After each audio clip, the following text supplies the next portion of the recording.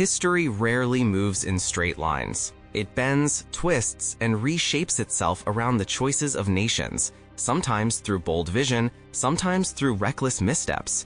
And no country has twisted the arc of global history more dramatically than the United States. But what if the story we know had unfolded just slightly differently?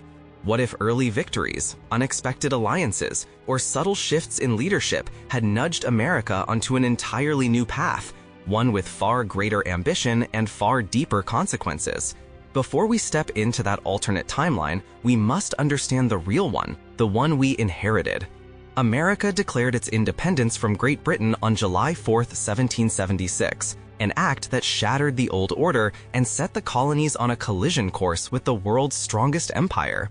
After years of brutal fighting, the revolution ended in 1783, with the Redcoats finally driven out. Yet Britain, unwilling to let go of its former colonies, continued to provoke the young nation. Those tensions eventually pushed the United States into the War of 1812, culminating in a stalemate that produced little more than a fragile peace. Only a few decades later, the United States crushed Mexico in war, though it seized far less territory than many expansionists had dreamed of. By 1861, the country was tearing itself apart as the South seceded, but the Union crushed the rebellion by 1865, proving the federal government was now the undisputed authority. Slavery ended and settlers surged west.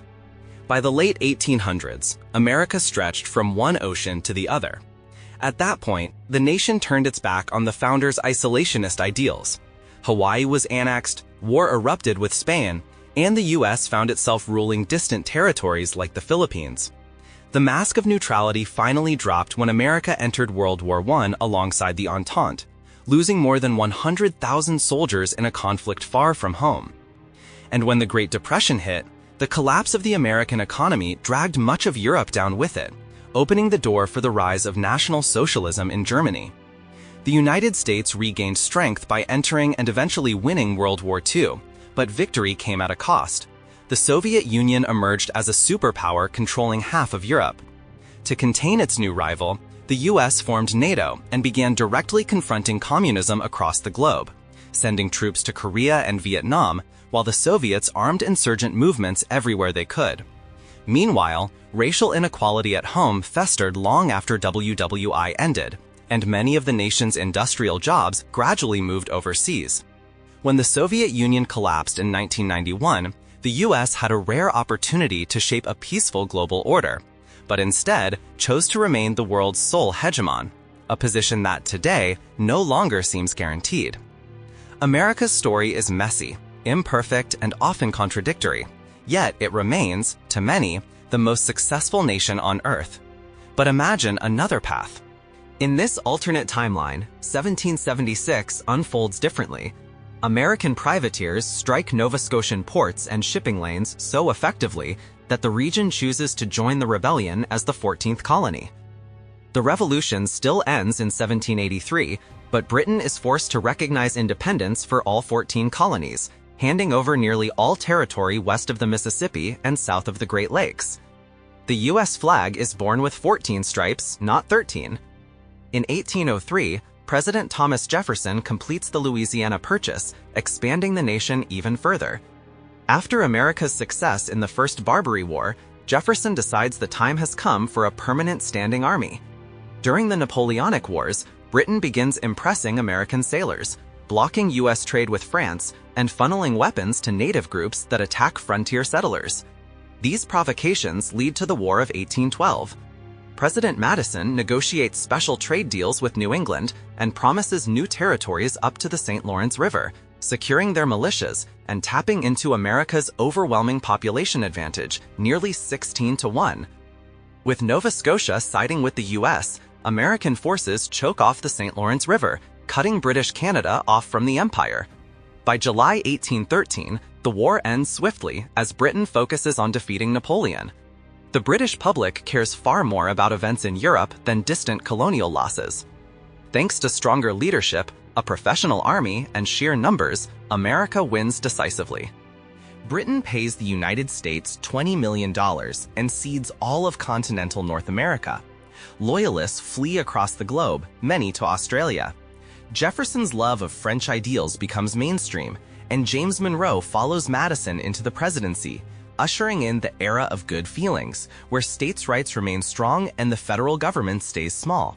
Spain signs the Adams-Onis Treaty, handing over Florida and settling the Missouri border. American settlers begin moving into the sparsely populated lands of former Canada, slowly eroding Canadian identity and sparking repeated calls for U.S. statehood. To maintain balance between free and slave states, new regions are admitted in groups. Upper Canada becomes Washington, Lower Canada becomes Canada, and Newfoundland joins as a state. Rupert's Land, Labrador, and parts of old Upper Canada remain territories. With abundant northern land available, pressure to expel native tribes decreases. Assimilation policies gain traction. The Indian Removal Act fails to pass in the 1830s, and the Supreme Court rules that native people who adopt Christianity, monogamy, Western dress, and English language have equal property rights and a path to U.S. citizenship. The 5 civilized tribes, the Cherokee, Chickasaw, Choctaw, Creek, and Seminole, keep their homelands. Some, like the Seminole, eventually form their own fully recognized states where white settlers may buy property but cannot dispossess entire nations. The precedent brings many tribes into American life rather than forcing them westward. With less southern territory available, Texas's request for statehood in 1837 is accepted, triggering an earlier Mexican-American War in 1840. At the same time, the republics of the Rio Grande and Yucatan rebel against Santa Anna's dictatorship and seek U.S. assistance. With Texas inside the Union, their pleas are answered. American forces sweep aside Mexico's fractured armies and capture Mexico City in less than a year, leaving Washington uncertain about the next step. After America's lightning-fast victory, it didn't take long for Southern politicians to demand the full annexation of Mexico. Many hoped the newly conquered territories could be carved into future slave states. Senators across the nation, eyeing Mexico's fertile lands and immense natural wealth, pushed for deeper involvement. Washington eventually embraced a cautious but decisive policy, an open-ended military occupation backed by a permanent force of 20,000 soldiers. The United States would not annex Mexico all at once, but piece by piece. Insurgencies erupted, but each uprising was crushed in turn. Some regions were slowly absorbed into the Union, yet slavery never took root as Southern leaders hoped. Local resistance, poor soil for cash crops, and cultural opposition made the institution unprofitable. Tensions between North and South continued to escalate. The breaking point came in Kansas. When the territory was first organized, its residents were supposed to vote on whether it would join the Union as a free or slave state. Instead, the region collapsed into chaos. Pro-slavery militias clashed with abolitionists in the brutal, bleeding Kansas conflict. In May 1856, the radical abolitionist John Brown and his sons murdered 5 pro-slavery settlers. Washington responded weakly, barely condemning the violence, outraging Southern leaders. To them, it seemed like a silent endorsement of Brown's actions. Several Southern states seceded from the Union almost immediately. Notably, Tennessee and Virginia did not join the rebellion, so West Virginia never broke away. The split was sudden and chaotic, catching the Union unprepared. They lost the opening battles, much like the historical shock at Bull Run. Meanwhile, Mexico, still occupied, was thrown into turmoil. 7,000 U.S. soldiers abandoned their posts to join the Confederates, leaving Mexico fractured into 3 factions: Union loyalists, separatists seeking independence, and civilians just trying to survive. Washington, desperate for manpower, struck agreements with the sparsely populated northern territories. In exchange for loyalty, they were promised swift statehood after the war. 2 massive Mexican-American armies formed, mirroring how nearly 200,000 German-American immigrants historically fought for the Union. The separatists in Mexico saw an opportunity and renewed their rebellion. Most ordinary Mexicans, exhausted by decades of conflict, stayed neutral. But the 2 pro-Union Mexican armies swept northward, marched through Texas, and linked up with American forces. With the Confederate States unprepared for such a coordinated attack, the rebellion collapsed in just 9 months. The war was far less destructive than in our timeline, sparing the South from the total devastation it historically endured. Once the Confederates surrendered, Union troops moved southward and eliminated the remaining Mexican separatists. By 1861, their leadership was gone. For the average Northerner, a white Southern rebel was still more familiar and easier to negotiate with than a Spanish-speaking Mexican revolutionary. Gradually, the idea of an independent Mexico faded just as the old Canadian identity had decades earlier. The South attempted to push through an amendment re-establishing slavery, but it failed. Still, to avoid reigniting conflict, most Confederate leaders received light sentences. Southern property rights were largely protected. Congress lacked the power to simply confiscate their land. Instead, enormous federal land grants in the West were awarded to newly freed slaves. This gave millions of Black Americans genuine economic independence, something their ancestors never had, and allowed them to build new lives far from their former enslavers. The federal government remained deeply involved in the South for years. New forts and military outposts were constructed across the Dixie states, ensuring safe passage for the 2.5 million freed slaves who moved throughout the region. With federal oversight in place, the South never developed Jim Crow laws. Black communities gained political representation early, electing local leaders without the brutal suppression seen in real history. The Civil War ended too quickly to dramatically alter the balance between state and federal power, so the U.S. government shifted its focus outward. With slavery no longer dictating territorial balance, expansion resumed. Alaska was purchased from Russia in 1867. In exchange, America formally recognized Russia's claim to Hawaii, setting the stage for Hawaii to become a Russian colony. Through persistent negotiation, the United States bought Greenland, Iceland, and the Danish West Indies in 1868. The Dominican Republic joined the Union in 1870, followed by British Honduras in 1875. With so much new territory available, fewer Europeans immigrated to South America. Instead, the U.S. became the primary destination. Northern Europeans settled heavily around the Great Lakes, creating vast Germanic and Nordic communities. The most dramatic shift came from Italian migrants. Facing less anti-Catholic prejudice in the southern states, they formed enormous Italian communities along the Gulf Coast, the largest such diaspora in the world.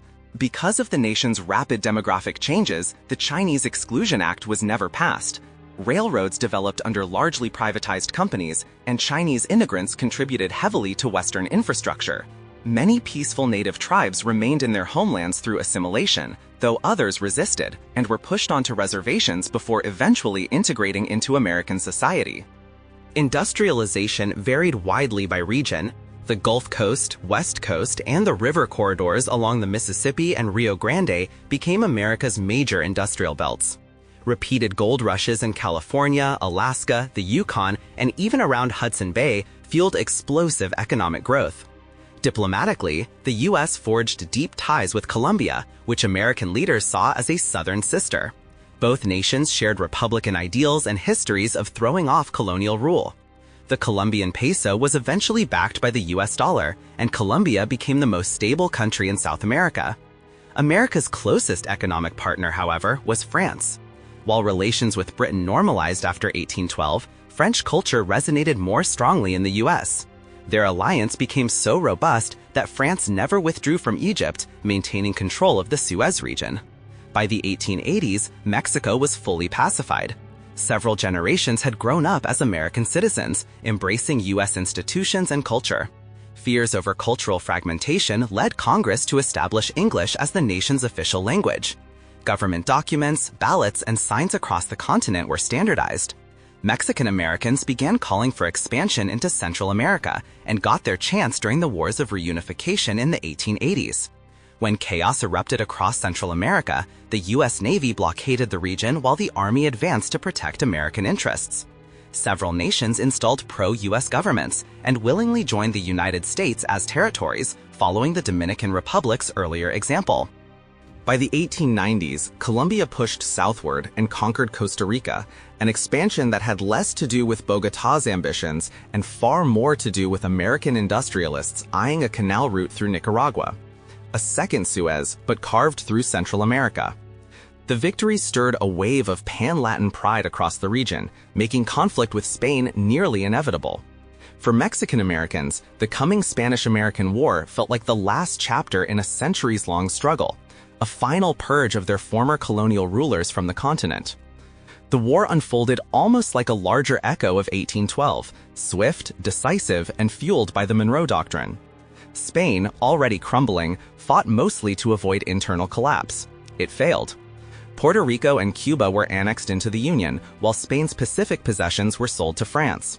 Since America did not possess Hawaii, it had no ambitions in Asia, leaving France free to expand its Pacific presence. And because Cuba became an American territory, Florida never developed the huge Latino population seen in our own timeline.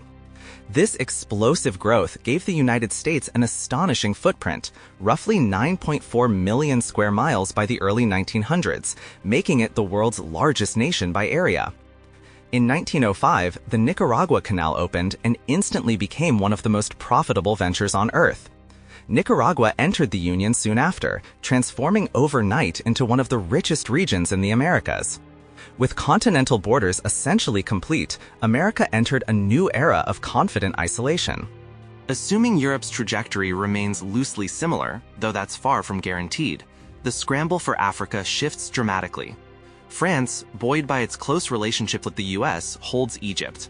Britain and Germany bicker bitterly over Central Africa. By 1910, the map of Africa looks noticeably different. When the Great War breaks out, America refuses to intervene. There is no desire to spread democracy, no ideological mission, only trade, and trade becomes a goldmine. Neither side dares interfere with American shipping. Doing so would risk dragging the US into the war against them. This allows the Union to grow extraordinarily wealthy selling goods to both sides. Millions of German Americans openly preserve their language and culture without fear or stigma. A stronger French military and a more resilient Entente grind the war to a stalemate in the West, while the Central Powers win in the East. Austria-Hungary gains the most, absorbing Poland as a third constituent kingdom and checking German dominance. Once the guns finally fall silent, France regains Alsace and Lorraine, the Central Powers' eastern gains are recognized, and colonial borders are reworked. With German backing, a pro-imperial Russian government suppresses the Bolsheviks. Communism dies before it truly begins. What Europe would look like afterward is impossible to predict, but endless regional conflicts, similar to the Austro-Prussian War, would almost certainly push wave after wave of European doctors, engineers, lawyers, and craftsmen toward the security and economic stability of the United States. Decentralization defines the American system. State governments retain far more power than in our own timeline. Loyalty to one state often outweighs loyalty to Washington. Different regional trade blocs emerge. With wildly inconsistent state regulations, national corporations struggle to form. Federally, the country embraces near-pure laissez-faire economics. Wages soar far above European levels. A weaker federal government means the Federal Reserve is never created, and by avoiding the Great War entirely, the US never introduces income tax. Foreign policy remains laser-focused on neutrality and trade. No crusades, no global policing. Without the boom-and-bust war economy of the 1910s, the roaring excesses of the 1920s never materialize, and by extension, neither does a Great Depression. America's economy simply grows gradually and steadily throughout the century. Massive infrastructure projects tie the continent together. New highways, sprawling bridges, rail systems, and subway networks, including the Cincinnati subway, which in our timeline was abandoned before completion. Rival cities pour money into modernization, racing to attract new residents and investment. Without federal prohibition, the mob never rises to power, keeping major cities far safer. The 17th Amendment never passes, so senators remain appointed by state legislatures as the founders intended. Congress also avoids a size cap. With the population exploding, no one wants the House turning into a second Senate. The political landscape becomes more fragmented. Regional parties and ethnic caucuses form. Quebecois groups, Nordic blocs, Cuban parties, Mexican political alliances, Native coalitions, Central American delegates. They function similarly to Bavaria's CSU in modern Germany. America evolves into a dazzling multilingual republic. English, French, German, Spanish, Italian, Polish, Nordic languages, and dozens of native tongues thrive. Nearly 65% of Americans speak multiple languages, while 90% speak English fluently. Civil rights unfold differently. Latinos and Black Americans lead the movement. With long-term federal occupation preventing Jim Crow, and with the nation far too diverse for groups like the KKK to gain influence, segregation collapses early. By the 1950s, states without racial barriers surge economically. Reluctant states abolish their discriminatory laws simply to keep up. Without communism's rise and without the bleak aesthetics of brutalist architecture, American cities retain their ornate early 20th century beauty. Kansas City, Buffalo, St. Louis, and countless others never bulldoze their architectural heritage. Urban centers stay vibrant, unique, and deeply loved by their residents. Never having fought a major foreign war, America's military record remains pristine. Its cities were never bombed, its fields never scorched, its people never traumatized by total war. The Union becomes overwhelmingly patriotic, borderline nationalistic, but without the bitterness or chauvinism found in war-scarred nations. By the year 2000, the United States stands unmatched. The world's largest economy, the most diverse society in history, utterly unchallenged militarily, beloved at home and respected abroad, with nearly 600 million citizens, all within a peaceful, wealthy, democratic federation. A superpower built not through constant intervention, but by following the founders' vision of strength, restraint, and self-reliance. In this alternate world, God truly had blessed America.